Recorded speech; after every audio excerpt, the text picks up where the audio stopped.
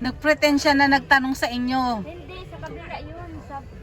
Ayun, nandiyan sa kanto na siguro yan. Magpaplananong lang. Alas 12 daw, madam. Pwede Ayan, po kapituhan. Papas ako. Wait lang. Eto na. Lalaman na kayo. Babae lalaki. Ayan o. Ayan o, hinihila. Dito dumaan, di ba? Dapat kasi ano din kasi dapat ng ano, ng guard.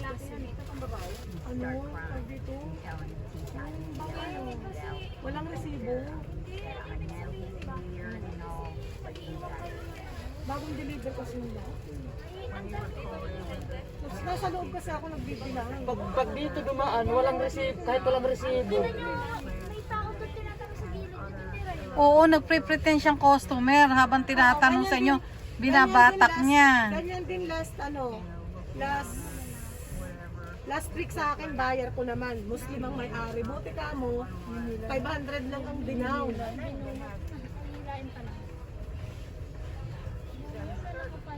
Ayan o, nagpre-pretend siya na ano.